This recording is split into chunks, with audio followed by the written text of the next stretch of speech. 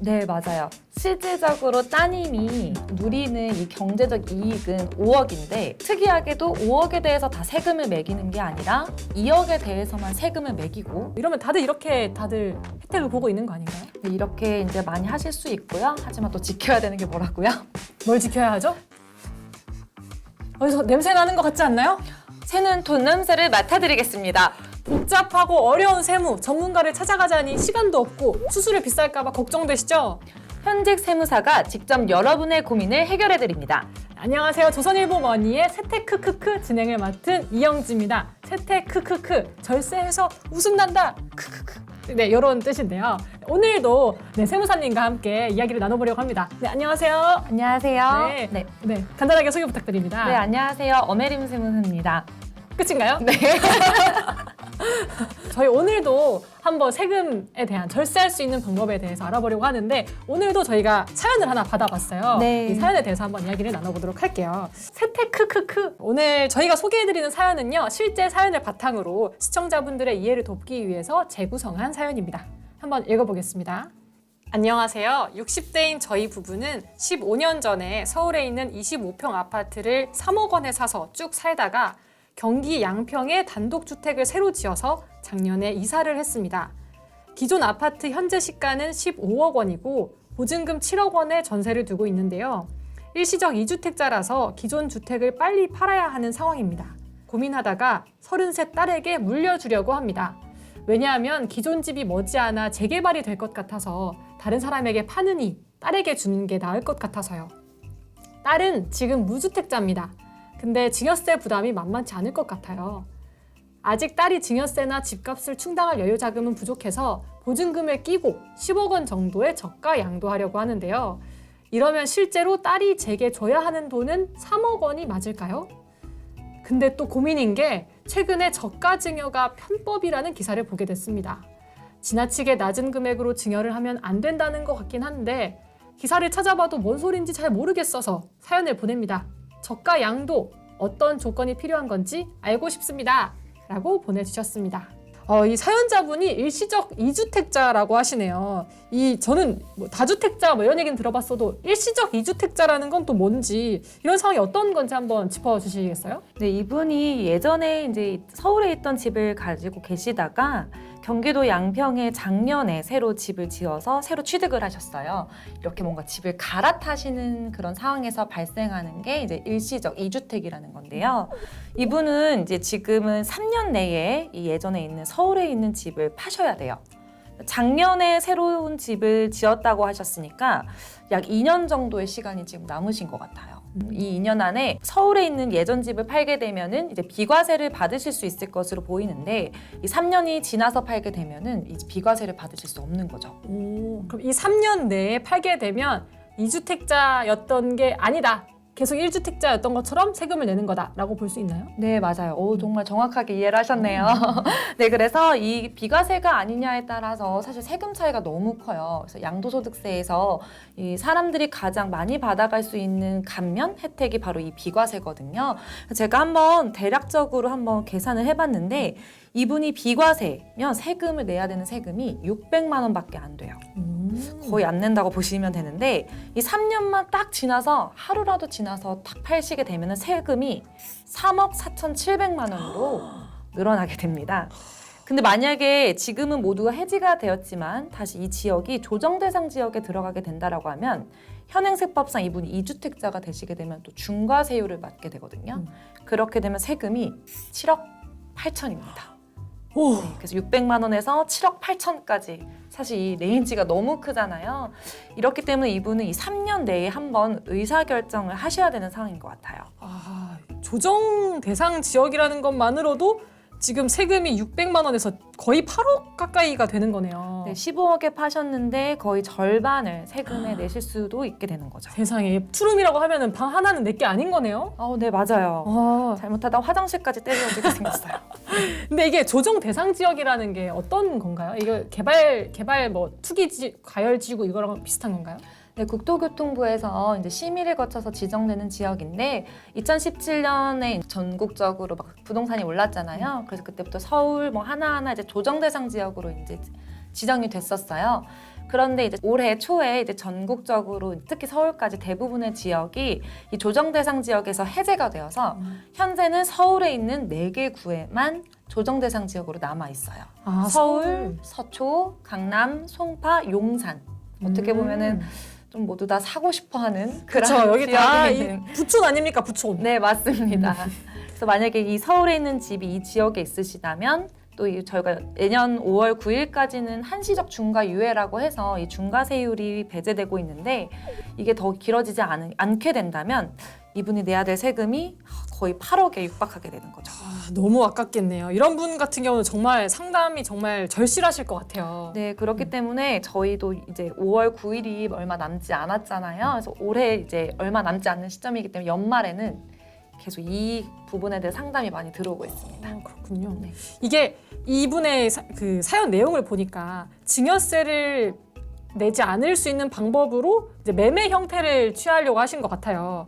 근데 부동산 관련해서 제가 알고 있는 세금이 취득세, 양도세, 종부세 이렇게 있는 것 같은데 이게 만약에 주택 관련 세금을 이런 주택 관련 세금을 1주택자로 혜택을 볼 수 있다면 어떤 것들이 이제 혜택을 볼 수 있거나 유리해지는 걸까요? 이 3년을 잘 기억하셔야 되는데요. 3년? 네. 신규 주택을 취득하고 또 3년 이내에 이 예전 집을 팔게 되면 저희가 일시적 2주택자라고 거의 이제 1주택자에 준하게 모든 세제 혜택을 받아가실 수 있게 되는데요. 그러면 이제 양도소득세에서는 아까 비과세가 된다고 했는데 이 비과세가 되고 2년 이상 거주를 하게 되면은 장기 보유 특별 공제라는 게 있어요. 그래서 내가 여기 오래 보유하고 오래 살았으면 양도 차익의 최대 80%까지 세금을 매기지 않겠다는 거거든요. 그래서 이제 특히 고가 주택 같은 경우에는 이 1세대 1주택 비과세도 매우 중요하지만 이 부분 외에도 이 80%까지의 장기 보유 특별 공제를 받아가는 게 매우 중요합니다. 이 저희 사례자분도 80%의 장기 보유 특별 공제를 적용받으실 수 있는 사례거든요. 그리고 이 취득세 같은 경우에는 이제 조정 대상 지역에 있는 주택을 두 번째 주택으로 취득하게 되면은 저희가 중과세율 대상이에요. 그래서 저희가 취득세율을 원래 1에서 3%까지 매기는데 2주택자의 경우에는 8%의 세금을 내게 되기 때문에 이 취득세도 정말 이제 만만치 않습니다. 네. 이분 같은 경우는 근데 기존 주택이 서울에 있는 조정 대상 지역이고 새 주택이 양평에 있는 거면은 그래도 중과세율 8%는 적용되지 않겠네요? 네, 맞습니다. 이런 경우에는 새로 취득하는 주택이 어디에 있느냐가 중요하기 때문에 이분 같은 경우에는 취득세 중과 대상은 아닌 걸로 지금 보여지시는데 다른 분들이 또 이렇게 중과를 받으실 수 있는 부분이 있기 때문에 일시적 2주택자라고 신고를 했다가 그래서 1에서 3%를 내셨다가 못 파신 거예요. 그럼 그때 추징되세요. 어머, 그럼 더 많이 내야 되는 거 아닌가요? 네, 5%에 대한 세금 본세도 내야 되고 네, 가산세도 그렇게 지불을 하셔야 되기 때문에 일시적 2주택자로서 내가 기존의 집을 팔겠다라고 하시면 꼭 파셔야 되는 거죠. 그 다음에 또 종부세는 어떤가요? 종부세는 또 좀 달라지는 게 있나요? 네, 1세대 1주택자의 경우에는 종합부동산세에서도 많은 세제 혜택을 누릴 수 있는데요. 제가 공제를 해주는 게 일단 12억입니다. 1세대 1주택자가 아닌 경우에는 9억밖에 안 되는데요. 한 3억 정도 더 받을 수 있고요. 더 또 고가주택인 경우에 되게 중요한 게 바로 세액공제예요. 이 집이 1세대 1주택자로서 매우 오랫동안 보유했다라고 하면은 최대 80%까지 세액공제를 해줍니다. 이것도 장기 보유 특별 공제 이거랑 같은 건가요? 네, 장기 보유 특별 공제와 장기 보유 세액 공제. 그리고 여기엔 또 고령자 세액 공제까지 있으셔서 좀 고령자 분들 중에서 한 집에서 되게 오랫동안 쭉 사셨던 그런 분들 있으시잖아요. 그런 분들은 좀 좋고 비싼 집에 살고 계셔도 실질적으로 종부세 계산해 보면 많이 안 내시는 경우가 좀 많으세요. 그러니까 지금 이분이 다른 것보다도 양도세를 특히 안 내려고 하면은 기존에 가지고 있던 서울의 25평짜리 아파트 이것부터 일단 빨리 팔아야 되는 것 같은데요. 네. 근데 이분이 15억짜리 아파트를 전세 7억 원을 끼고 있어서 이걸 10억 원에 딸에게 양도하겠다라고 하셨어요. 근데 그러면은 7억 원을 제하고 나면 딸에게 3억 원만 받으면 되는 게 아니냐라고 하면서 꺼내든 개념이 저가 양도라는 표현이에요. 저가에 양도한다라는 표현인 것 같은데 어떤 건가요, 이건? 저희 이제 찾아오시는 분들이 보통 이렇게 물어보는 게 바로 저가 양도예요. 3억, 3억 정도 덜 줘도 되는 거 있지 않나요? 갑자기 뜬금없이? 네, 3억. 대뜸? 3억 정도 덜 줘도 되지 않나요? 라고 물어보는 게 아마 다 저가 양도예요. 그래서 정확히 좀 말씀을 드리면 이제 저가 양수도라는 개념부터 좀 짚고 넘어갈게요. 이게 시가라는 게 있어요. 어떤 집의 시가라는 게 있는데 이건 보다 낮은 가액으로 양수하거나 이제 시가보다 높은 가액으로 이제 양도한 경우를 말을 하는데 이 시가와 대가 15억짜리 집을 지금 한 10억에 파시겠다고 하는 거잖아요. 그 중에서 30%와 3억 원 중 적은 금액을 뺀 금액 나머지만 증여를 받았다고 보겠다라는 거예요. 자, 다시 해봅시다. 네. 여러분 이해하셨나요? 저 지금 좀 떠듬떠듬 거리고 있거든요. 자, 15억 원짜리가 있는데 네. 나는 10억 원의 이제 거래 형식으로 하려고 하는데 근데 거기서 왜 30%가 나오는 거죠? 자, 15억과 10억의 차이는 5억이에요. 네, 일단 5억 원이 있고 그러면은 딸에게 15억짜리를 10억에 팔았다는 건 어떻게 보면 5억 원을 증여를 했다라는 거거든요. 그럼 5억 원에 대해서 증여세를 매겨야 되는데 이 세법이 어떻게 생겼냐면 이 5억에 대해서 다 증여세를 매기는 게 아니라 우리가 15억의 일정 부분을 빼주고 나머지 부분에 대해서만 증여세를 매기겠다는 거예요. 그 빼주는 부분이 얼마이냐? 시가의 30%와 33억 중 적은 금액이거든요. 그러니까 10억 넘는 아파트의 경우는 3억이라고 생각을 하시면 돼요. 그렇기 때문에 우린 5억을 더 싸게 줌으로써 자녀에게 5억 원의 어떻게 이득을 보게 하지만 증여세는 2억만 낸다는 게 포인트입니다. 그러니까 이런 그 차액 15억과 10억의 차이 5억 원이 이제 30% 또는 3억 원보다 큰 상황이라서 저가 양수도인 상황으로 볼 수 있는 거고 거기서 이제 내야 되는 재산 가액이 2억 원이다. 네, 맞아요. 실질적으로 따님이 누리는 이 경제적 이익은 5억인데 특이하게도 5억에 대해서 다 세금을 매기는 게 아니라 2억에 대해서만 세금을 매기고 특히 이분이 지금까지 증여받은 재산이 없다면 실질적 증여세의 과세 표준은 1억 5천만 원이거든요. 그렇게 되면 실질적으로 이분이 내는 세금이 많이 없어요. 특히 이 저가 양수도를 하게 되면은 이 5억에서 3억이 빠진 이 부분이 매우 크기 때문에 증여세에서 큰 이득을 볼 수 있다고 강조를 드리는 거예요. 그러면은 이렇게 하려고 하는 분들이 정말 많을 것 같은데 네, 정말 많아요. 네. 이렇게 했을 때 계산했을 때 얼마가 나오는지를 보면은 좀 더 확실히 비교를 할 수 있을 것 같아요. 처분했을 때와 처분하지 않았을 때 이럴 때의 경우를 한번 볼까요? 이 부모님께서 처분을 3년 내에 하시면 양도소득세는 600만 원이 나오고요. 근데 이 3년을 놓쳐서 또는 뭐 더 많이 오를 것 같아서 이제 세금을 3년 안에 처분을 안 하셨을 경우에 양도소득세는 3억 4,700만 원으로 이제 확 뜁니다. 그래서 이제 부모님께서는 한 3년이 되시는 시점에 아마 고민의 타이밍이 이제 결정의 시간이 다가오실 것 같은데요. 이때 이제 부모님이 이제 따님에게 10억 원의 저가 양도를 하게 된다면 부모가 내야 되는 세금, 양도소득세는 변함이 없습니다. 1세대 1주택자로서 일시적 2주택자인 1세대 1주택자로서 600만 원을 그대로 이제 내셔야 되는 거고요. 이 따님이 내셔야 되는 세금이 두 가지가 있어요. 증여세로 1,940만 원을 내셔야 되는 거고요. 취득세는 이제 4,900만 원을 내서 이 가계 부담으로는 총 7,400만 원 정도의 세금을 내시면 됩니다. 근데 만약에 여기서 이 저가로 양도를 하더라도 우리가 특수 관계인에 있지만 그러더라도 증여세가 과세되지 않으려면은 이 시가와 대가의 차이 아까는 15억에서 10억 원이니까 5억 원이었잖아요. 근데 이게 3억보다 작으면 되는 거 아닌가요? 네, 그러면 증여세 안 나옵니다. 오. 네, 증여세 신고 의무도 없고요. 그런 경우에는 만약에 이 따님이 좀 자금이 좀 여력이 있으셔서 5억의 세금을 내게 되면 전세보증금 7억과 직접 건넨 돈 5억을 합쳐서 12억을 보내시는 거거든요. 그렇게 되는 경우에는 15억과 12억의 그 차이가 3억 원이기 때문에 이런 경우에는 증여세가 아예 나오지 않고요. 아까 전에 그런 어머님이 내셔야 되는 양도세 6억 정도와 600만 원 정도와 취득세 4,900만 원만 이제 부담하시면 더 이상 내셔야 되는 세금은 없습니다. 그러면 다 이렇게 거래를 하겠네요? 이런 게 또 이런 개념이 없는 것도 아니고 저가 양수도라는 규정도 있고 이 계산해서 이렇게 당연히 이득이 있고 이러면 다들 혜택을 보고 있는 거 아닌가요? 네, 이렇게 이제 많이 하실 수 있고요. 하지만 또 지켜야 되는 게 뭐라고요? 뭘 지켜야 하죠? 돈을 꼭 보내셔야 된다는 거. 네. 내가 진짜 현금을 보유하고 있어야 된다, 딸이. 네, 이 저가 양수도와 관련해서 문제 있는 거 아니에요라고 하는 그런 대부분의 일들은 이 돈을 실제로 잘 지급하지 않음으로써 많이 발생한다고 생각하시면 될 것 같아요. 그런데요, 여기서 빠지면 안 되는 게 있는데요. 네, 부당행위 계산 부인이라는 거예요. 세무서에서는 이렇게 보는 겁니다.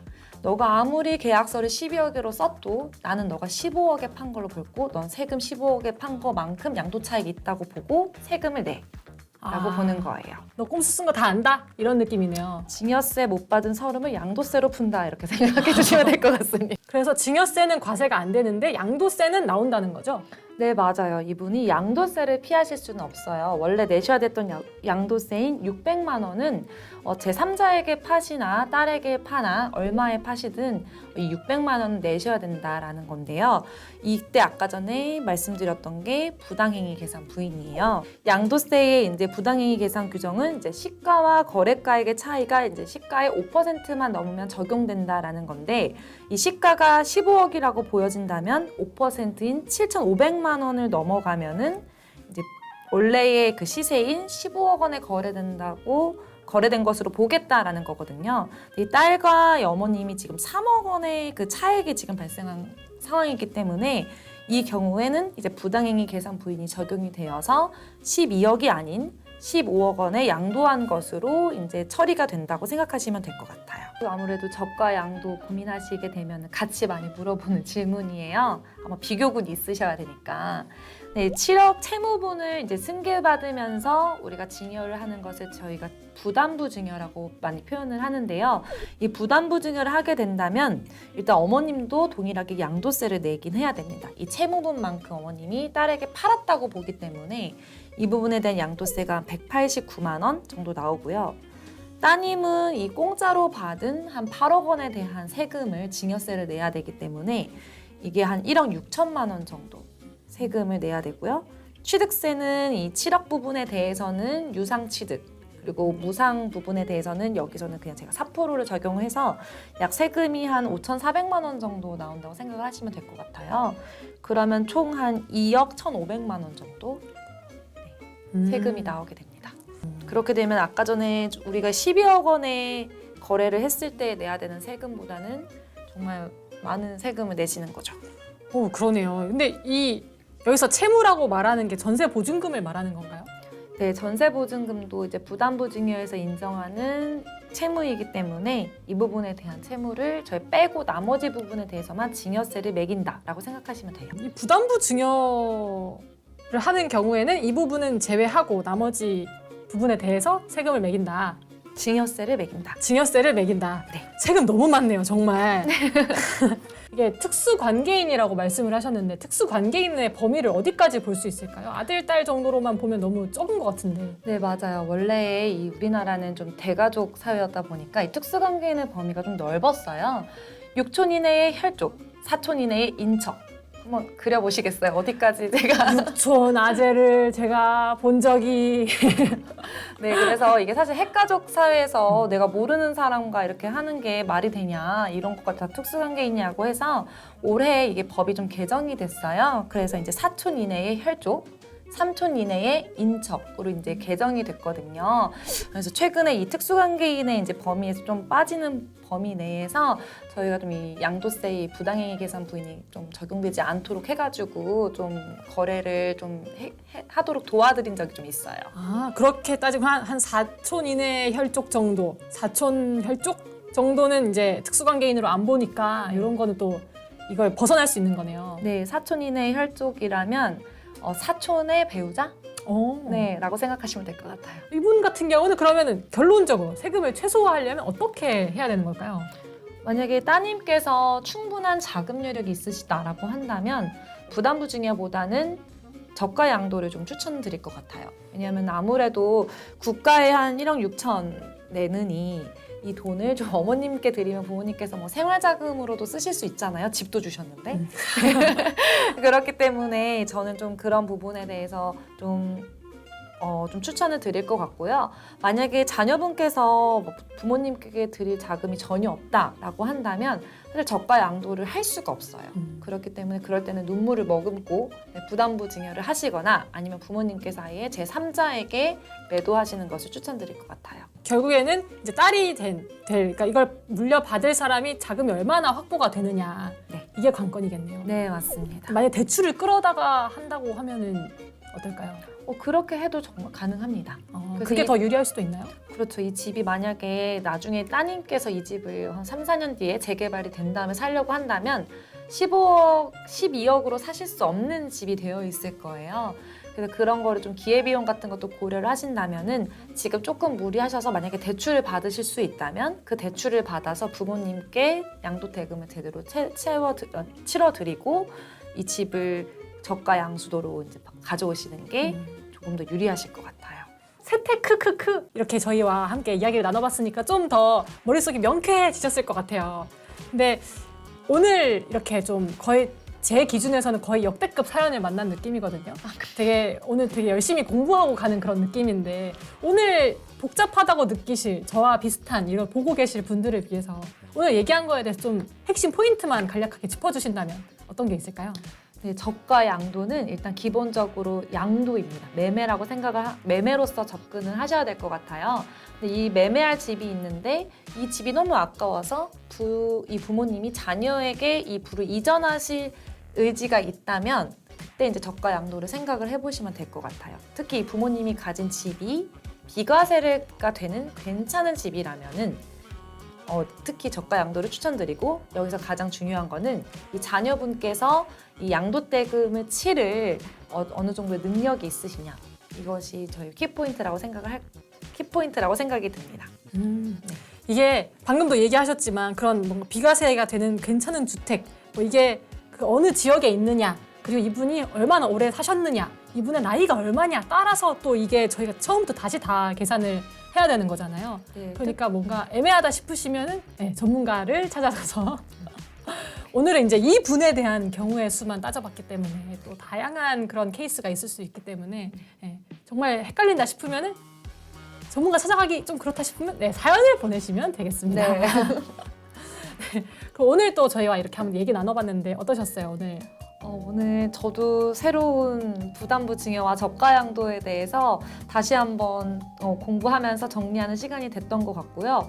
실제로 이제 저가 양도에 대한 많은 걱정과 우려를 가지고 있으신 분들이 있는데 편법 증여라는 이런 기사나 이런 것만을 보고 너무 걱정하지 말고 실제 자신의 상황이나 상태에 맞는 그런 방법이 있다고 이제 한 번 더 긍정적으로 생각해 보셨으면 좋겠습니다.